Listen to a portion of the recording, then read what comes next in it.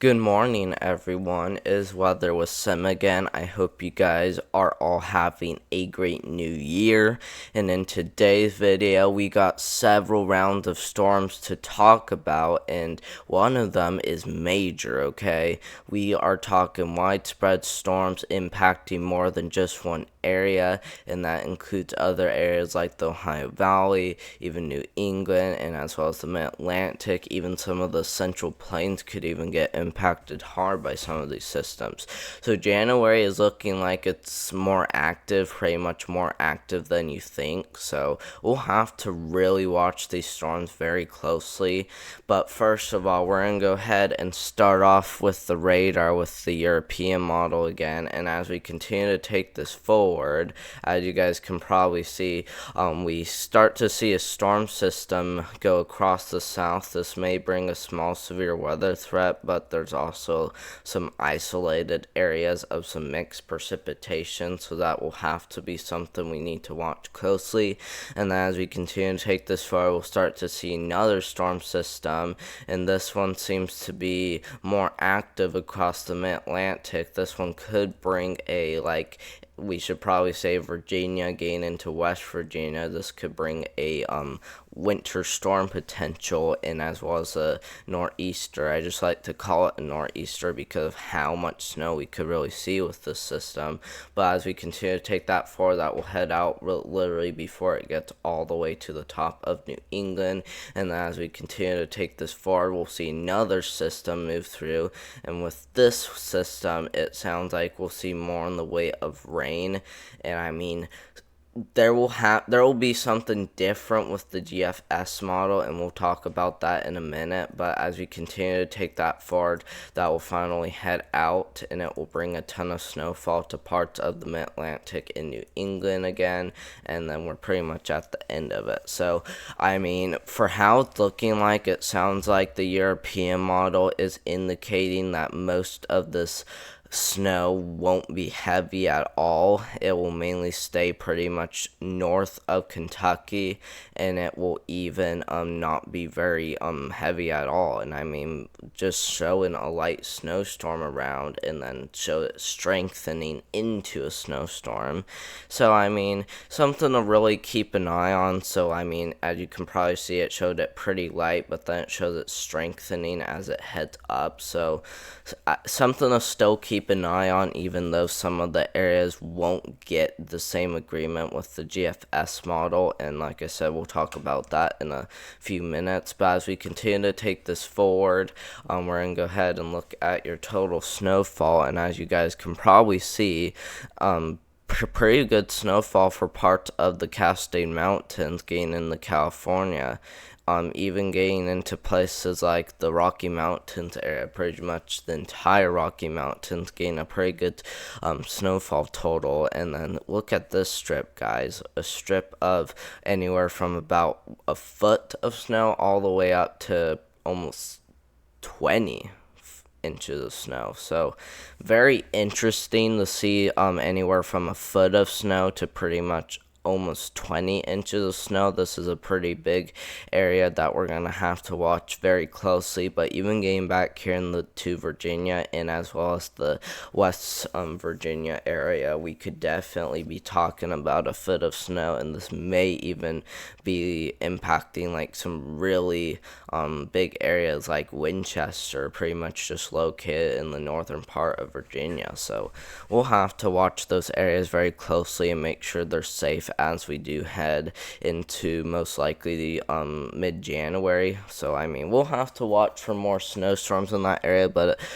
we're heading about 240 hours out, which heads to January 11th. So I mean, we could be talking a pretty big snowstorm coming either at that time or before that time. So something to keep an eye on before January 11th, and that's probably what I should have said.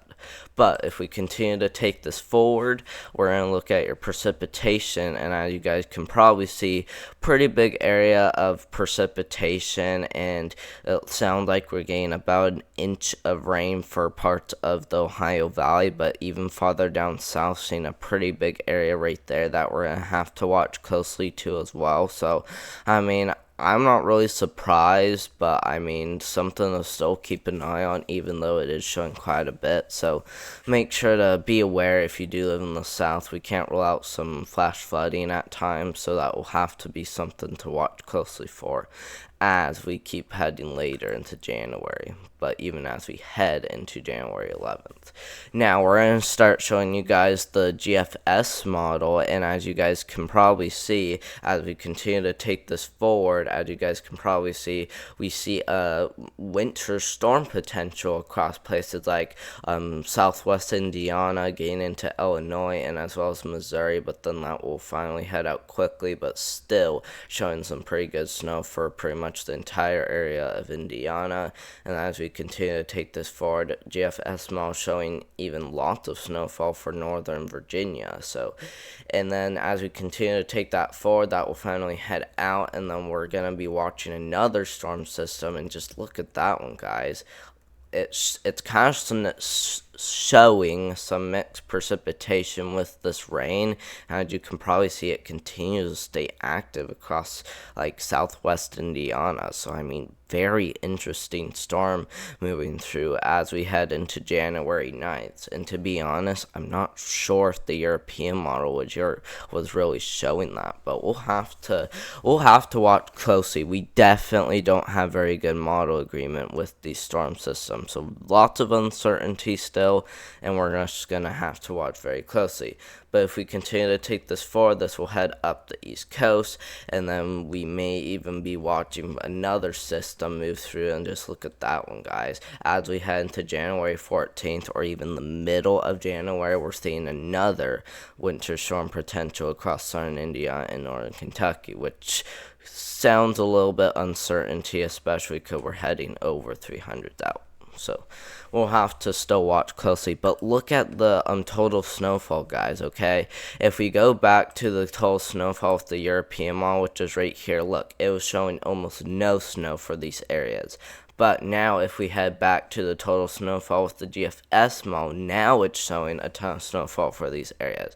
So I mean, significantly not good model agreement, okay? The GFS model showing a foot, the European model showing pretty much none. So not very good model agreement on us having a big winter storm move through the United States. I kind of agree with the GFS model a little bit better, just because some of the apps like the Weather Channel was really saying that on Wednesday there will be a winter storm potential to watch for. So I mean, I kind of do agree more in the way with the GFS model, even though the European model, like I said, is more accurate. But this time I agree with the GFS model a little bit better, that we're going to see a major snowstorm move through these areas. And it will still be something to really keep an eye on, so just keep that in mind. But even back into Pennsylvania, Ohio, even Virginia, West Virginia, and then back up into parts of Maine and even New England, seeing a pretty good amount of snow too as well. Look at that, guys, almost 23 inches of snowfall across the panhandle of West Virginia, pretty much heading right over the tip of Virginia. So we'll have to watch those areas very closely, even down here towards Evansville, Indiana, because I mean, like I said, the European model barely showed any, while the GFS model is showing like significantly more snow than what is even expected with that model. Now, as we look at your total precipitation, we are heading all the way out to January 10th, and as you guys can probably see, pretty big area of pretty well above average precipitation could be expected across quite a bit of these areas. And I mean, I kind of do want to show you guys the cloud predictions that are out. Actually, let me go ahead and pull that up. And yep, I'm actually having it pulled up already. So we're going to go ahead and show you guys it. And with the 6 to 10 day outlook, as you guys can probably see with the temperatures, well below average temperatures for the western half of the United States. And then we're seeing above for places like the Great Lakes region, New England, and then back through the East Coast.